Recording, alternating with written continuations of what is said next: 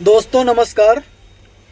दोस्तों एक कहावत है कि जब इंसान का समय खराब होता है तो ऊंट पर चढ़े हुए इंसान को भी कुत्ता काट लेता है। तो ऐसा ही कुछ हाल इस समय है हमारे खान सर का। खान सर जितने भी पढ़ने वाले स्टूडेंट हैं सभी लोग जानते होंगे। अभी वो दो तीन तरफ से घिर चुके हैं, परेशान है, मतलब काफ़ी परेशान है। मैं देख रहा हूँ उनकी परेशानी।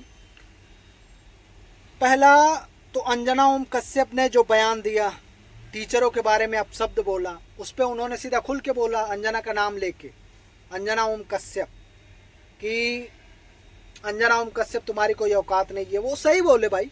किसी के बारे में, किसी विशेष कम्युनिटी के बारे में आप बोलोगे, टीचर, यूट्यूब वाले टीचर, सारे टीचर बुरा मान गए थे और सभी लोगों ने बोला था हमारा ज्ञान तो 2 कौड़ी का है लेकिन आपका फूटी कौड़ी का भी ज्ञान नहीं है, आप दलाल हो। और ये सच है, मीडिया आजकल दलाल बन के रह गई है। ये सभी लोग जानते हैं कि मीडिया जो है केवल सरकार के इशारों पे काम कर रही है, जनता का जो मुद्दा है वो नहीं दिखा रही है, सभी को पता है। अभी जो हाल है खान सर के ऊपर, एक तो इधर से कि अंजना ओम कश्यप ने 2 करोड़ का हैरेसमेंट का केस कर दिया, कि मानहानि जो बोलते हैं, मानहानि का केस कर दिया 2 करोड़ का। तो हालांकि उससे उनको कोई फ़र्क नहीं पड़ेगा। खान सर के लिए मुझे लगता है एक दिन की कमाई उनकी 2 करोड़ होगी, तो इससे तो उनको कोई ख़ास फ़र्क नहीं पड़ेगा। लेकिन अभी जो ज्ञान बिंदु में और इनमें जो लफड़ा हुआ, इसमें बहुत ज़्यादा लफड़ा हो गया। क्योंकि ज्ञान बिंदु जो कोचिंग संस्थान है उसके जो ऑनर हैं, क्या नाम है उनका, आनंद यादव कुछ करके ऐसे हैं, रोशन आनंद, उन्होंने, उनसे लफड़ा हो गया। उनके जो लोग थे, गार्ड थे, उन्होंने हमला कर दिया खान सर के गार्ड पे, जिसके जरिए शायद गोली वोली भी चली। ये एफआईआर में दर्ज है।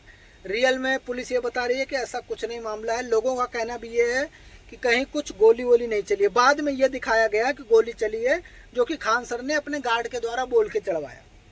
अब ये इसमें क्या कितनी सच्चाई है, क्या कितना है, अब ये तो वही दोनों लोग जाने। अब पुलिस जो जांच करेगी वो पता है। लेकिन अभी का जो है, रोशन आनंद सर जेल में हैं और ये जो है इनके ऊपर भी इनको पुलिस तलाश कर रही है, ये गायब हैं। एंट्री सेपेट्री बिल होता है, अग्रिम जमानत, कि अगर आप कोई अपराध करते हैं तो आप उसमें अग्रिम जमानत ले सकते हैं, और ये ऑनलाइन भी हो जाता है, ऑनलाइन भी आप अग्रिम जमानत ले लेते हैं। तो खान सर ने डाला हुआ है अग्रिम जमानत के लिए। और अभी रोशन आनंद सर ये है जेल में। लेकिन अब क्या हो रहा है कि जो खान सर का पैतृक घर है वो है उत्तर प्रदेश का जिला देवरिया। उसमें उनके कुछ गांव के लोग जो जलने वाले लोग हैं, और उनका जो एक चाचा है, सगा चाचा, उसके बारे में एक बार खान सर ने जिक्र भी किया था कि वो मेरा चाचा है, मेरे साथ मतलब वो किया था। एक बार कोई क्लास में छोटा सा जिक्र किया था। लेकिन आज वही चाचा उनके बारे में इतना उल्टा सीधा बोल रहा है, इतना गालियां दे रहा है, वो सब साले बेईमान है, चोर। मतलब खान सर के सब छोड़िए, जो रोशन आनंद सर के जो स्टूडेंट है ना, वो तमाम प्रकार की बातें कर रहे हैं, तमाम गालियां दे रहे हैं खान सर को, बहुत गालियां दे रहे हैं, बहुत भद्दी लोग। आज उन्हें खान सर छोड़ के फैजल खान के नाम से संबोधित कर दिया है, आतंकवादी बना दिया है। मतलब उनके खिलाफ इतनी निंदनीय, मतलब मैं सुन रहा हूं ना, मेरा खुद माथा दर्द हो रहा है कि इस समाज में किसी को भला करने वाला नहीं है। किसी का भी भला मत करो। वो इंसान मतलब नीचे से चढ़ के आज इतनी ऊंचाई पे पहुंचा। अगर वो चाहता तो अपनी बिल्डिंग बनाता, कोठी, बंगला, गाड़ी, जमीन, ये सब बनाता, विदेशों में ज़मीन लेता, अमेरिका और भी अन्य जगहों पे, जैसे बाकी लोग रहते हैं। बाकी है ना अपने क्रिकेटर जो हैं, विराट कोहली, क्या हुआ, लंदन में जाके बस गए, नहीं रहना भाई इंडिया में, वहाँ की ले ली सिटीजनशिप, नागरिकता वहाँ की ले ली। ये भी चाहते अपना वहाँ जाके बस जाते, यहाँ कमाते हैं, वहाँ अपना घर, बिल्डिंग, प्राइवेट आइलैंड जो चाहे वो खरीद सकते हैं भाई। इनके पास करोड़ों, अरबों हैं, करोड़ों नहीं अरबों हैं। लेकिन इन्होंने क्या किया कि शिक्षा को सस्ता बनाया सबके लिए। अब जितने भी टीचर हैं दुश्मन हो गए। खान सर ने सीधा अपने बयान में दिया है कि एक आती थी टीचर, एक टीचर की पत्नी थी, वो आई बोली कि आपने जब से शिक्षा सस्ता किया, हमारे पति जो होते हर साल एक बिल्डिंग लेते थे, लेकिन अब आपने इतना सस्ता कर दिया कि हम लोगों की लंका लगी पड़ी है, हम लोगों के यहाँ कोई पढ़ने नहीं आता, नहीं चल पा रही है, हमारी जो किस्तें जा रही है वो नहीं निकल पा रही, आपने इतना सस्ता करवा दिया। तो खान सर का सीधा कहना है कि भाई मैं देखो, मैं न लूटूंगा न मैं लूटने दूंगा। इसी चक्कर में उनके बहुत सारे दुश्मन बने पड़े हैं। शिक्षा के सेक्टर में उनके काफ़ी बड़े दुश्मन हैं। और उसके बाद जो है अस्पताल उन्होंने 5-6 खोल रखा है, जिसमें से उन्होंने एक्सरे कर रहे हैं 35 रुपये, 50 रुपये, 100 रुपये, 200 रुपये। MRI जो 8,000, 10,000, 20,000 का होता है वो 1800 में करके दे रहे हैं, मतलब काफ़ी सस्ता। उन्होंने वो केवल फीस इसलिए कमाने के उद्देश्य से खोला ही नहीं है। वो जो हॉस्पिटल है, 5-5 हॉस्पिटल इस समय चला रहे हैं, और इतने बड़े बड़े हॉस्पिटल कि अगर वो इंसान पैसा कमाना चाहता और अगर पैसे पे होता तो अरबों से खरबों, खरबों से और ऊपर पहुंचने में उसको टाइम नहीं लगेगा, इतना ऊपर चला जाएगा, इतना पैसा कमा लेगा। आज आप देख लीजिए, उदाहरण के तौर पर उन्हीं के साथ ये हैं अलख पांडे, 2-2.5 हजार करोड़ की कंपनी, 2-2.5 हजार करोड़ मतलब 20-25 अरब रुपए की उनकी कंपनी है। लेकिन उन्होंने भी शिक्षा को सस्ता किया है, लेकिन कमाया इतना है कि 2.5 हजार करोड़ की कंपनी बना ली।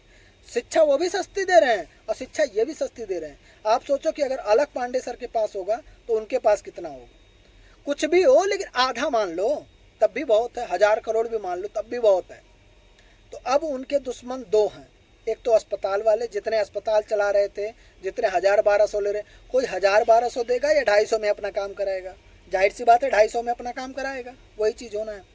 तो जिसका 1000 रुपये का धंधा चल रहा था, जो धंधा खोल के बैठा, वो तो कब पाए खान सर को गोली मार दे, पक्का वो दुश्मन हो गए। स्टूडेंट इनके जो दुश्मन हो गए, जो लड़ाई हुई इसके जरिए, जो वो जेल में गए, आनंद रोशन आनंद सर, और उसके बाद अस्पताल हो गए, शिक्षक हो गए। अब इसके बाद किसानों के लिए काफ़ी बेहतर कुछ करने के लिए इन्होंने आगे कदम बढ़ाया।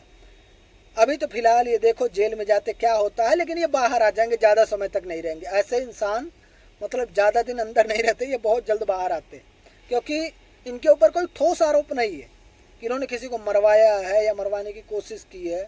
लड़ाई गार्ड में हुई, इनका केवल नाम आया, मालिक होने के नाते केवल नाम बदनाम हुआ। इन्होंने कुछ बयान दिया, अब बयान देना कोई ये वो नहीं है, दुनिया भर की मीडिया झूठ बोल रही है, लोग झूठ बोल रहे हैं, तो इनके बयान से क्या होता है? तो कोई खास फर्क नहीं पड़ेगा। लेकिन मैं देख रहा हूँ एक देवता समान इंसान को, अगर सच में कोई देवता स्वरूप है, मुझे ऐसा लगता है। कुछ लोग मतलब अब ना बोलने वाले, बुराई करने वाले तो उनकी भी कर रहे हैं और भी लोगों की कर रहे हैं। मैं 2-3-4 लोगों को देखता हूँ तो मुझे लगता है यार, अगर ये इनको क्या ज़रूरत है ये सब करने की, मतलब ये जो भला कर रहे हैं इससे अच्छा ये अपना बना लेते हैं। अभी एक मथुरा में है कोई बाबा करके हैं, वो 1 रुपये थाली खाना खिलाते हैं, 1 रुपये थाली। 1 रुपये से उनका कुछ आता तो नहीं है, लेकिन 1 रुपये वो इसलिए लेते हैं ताकि अगले को ये ना लगे कि मैंने खरीदा नहीं है, मैंने अपने कमाई का खाया है। उनको ये ना लगे कि अगला आदमी एहसान कर रहा है, अगला आदमी दान दे रहा है। वो दान में नहीं, वो बेच रहे हैं, लेकिन 1 रुपये में। उनका उद्देश्य तो खिलाना ही है, लेकिन 1 रुपये, और नहीं भी रहेगा तब भी आप खा लो। अगर आपको भूख है, आपके पास 1 रुपये नहीं है, तब भी आप खा लो। वो बाबा हैं एक देवकी नंदन नहीं, खान सर के बारे में मैंने आपको बता ही दिया, कितना बढ़िया काम कर रहे हैं, कितना अच्छा काम कर रहे हैं। और एक बागेश्वर धाम बाबा हर साल लगभग 250-300 लड़कियों की शादी करवाते हैं, और उनकी शादियों में एक अच्छा खासा खर्चा करते हैं। मतलब हर एक लड़के को गाड़ी, जेवर, अलमारी, फ्रिज, कूलर, मतलब ऐसा कुछ नहीं होता कि जो वो ना करते हों, सारा कुछ देते हैं। और बागेश्वर धाम के बाद एक जो बाबा हैं अनिरुद्धाचार्य, उनका रिकॉर्ड है एक दिन में वो मतलब इतना खिलाते, लगभग 20,000 लोग खाते हैं उनके यहाँ। वो खुद बताते थे 70 से 80 सिलेंडर पर डे लगता है उनके यहाँ। लगभग 250 माताओं के लिए वृद्ध आश्रम बना रखे हैं। यार ये सब क्या ज़रूरत है करने की? वो खुद बंगला, गाड़ी, कोठी क्यों नहीं बना लेते? लेकिन इससे ये पता चलता है कि आज भी इंसानियत है, लोग हैं, परोपकार करने वाले बचे हैं। लेकिन आप देख लो इसमें से कौन ऐसा इंसान है जिसकी निंदा ना होती हो, गालियां ना सुनते हो? कोई भी इंसान ऐसा हो जो गाली ना सुना हो। बागेश्वर धाम के बारे में लोग बोलते हैं ये एजेंट है, इसके यहाँ लड़कियाँ पकड़ी जाती हैं, ये वो। हालांकि कुछ लोग होते हैं, लेकिन सबको आप गलत नहीं कह सकते। अब कोई एक गलत नहीं कर गई या कोई एक औरत गलत नहीं कर गई, उसके आधार पर सारी औरतों को एक तरफ से नहीं निकाला जा सकता। तो वो मतलब अगर आप उनके अच्छे कामों को देखें तो इतना अच्छा काम कर रहे हैं ये लोग कि कुछ। फिलहाल मैं खान सर के जो चाचा बयान दे रहे हैं, उनके पटीदार हैं, मैं उनका वीडियो चला रहा हूँ, उसके आगे आप देखिएगा कि मतलब वो इंसान क्या क्या बोल रहा है, कितनी नफरत खान सर के बारे में लेके रखा है। और उसके बाद मैं मिलता हूँ अगले वीडियो में। खान, फैसल खान, ये बहुत महत्वाकांक्षी टाइप का आदमी है, नटवर लाल कह सकते हैं, जो अपने आप को केवल हाईलाइट करने के लिए इस तरह का कर्म किया है कि दूसरे कोचिंग सेंटर वाले को डेमोलाइज करने के लिए, कि मेरे सामने सारे लोगों को मैं ख़त्म कर दूं, सिर्फ मैं ही रहूं, और हमेशा मीडिया में और सोशल मीडिया में बने रहने के लिए इस तरह का उन्होंने घृणित कार्य किया है कि अपने ही गार्डों द्वारा इस तरह का कुकृत्य करवाया उन्होंने। तो ये जो घटना हुई है, जो गोली चलाने की बात आ रही है उनके गार्डों द्वारा, कितना सही मानते हैं इसको? ये बहुत गलत है और घृणित कार्य है। भाई सबका अपना किस्मत की बात है। तुम्हारे कोचिंग तुम्हारी चल रही है, दूसरी कोचिंग दूसरी चल रही है, इसमें वर्चस्व की लड़ाई क्या है? ये बताइए, आप तो उनके चाचा हैं, उनको शुरू से जानते होंगे, कैसा उनका व्यवहार रहा है, कैसा उनका जीवन यहाँ पर लिविंग स्टैंडर्ड जो रहा है, यहाँ रहते थे, क्या बता सकते हैं इसके बारे में? भाई मैं तो सगे पटीदार हूँ। एक पुश्तैनी मकान है हमारी जो साझे में बनी हुई थी, उसको साजिश के साथ अकेले में हड़पना चाहते हैं। दीवानी न्यायालय से हारे हुए हैं और हाईकोर्ट में वो मामला गया हुआ है, वो चल रहा है वहाँ पे, जिसमें एड़ी चोटी का ये लोग पैसे से हर चीज़ से उन्होंने ताकत लगा रखी है कि किसी तरह से ये सारी चीज़ें प्रॉपर्टी हड़प ली जाए। और ये लोग बहुत गिरे हुए इंसान हैं, ये दिखाने के लिए समाज में कि वो रहनुमा बने हुए हैं कि बहुत कम पैसे में हम कोचिंग दे रहे हैं। लेकिन कोचिंग होता है ना कि हाथी के दांत दिखाने के कुछ और, खाने के कुछ और। तो ये बात समझ में नहीं आती है। और बहुत ये नटवर लाल बहुत ही साजिश वाला आदमी है। ये अपने को बहुत कुछ भी कर सकता है। कब गए पटना यहाँ से, क्या कहाँ पढ़ाई किए, कब उन्होंने कोचिंग खोली, कुछ बताएंगे इसके बारे में? ये लॉकडाउन में इसकी लॉटरी खुल गई, क्योंकि सारे विद्यालय बंद होते थे, लोग यूट्यूब से पढ़ाई करते थे, जिससे इससे इसका चल गया। और बिहार के लोगों ने इसको ज़्यादा मान दे दिया, इसकी असलियत को समझे नहीं। बिहार के लोगों को नौटंकी बहुत पसंद आती है। इसके कोचिंग में जाइए, इसकी शब्दावली को देखिए कि किस तरह से लोगों को, छात्रों को, मासूम बच्चों को ये हंसाता है, वो करता है, नौटंकीबाजी करता है। एक वही बगल में एक विकास दिव्यकृति जी हैं, उनकी भाषा शैली को देख लीजिए।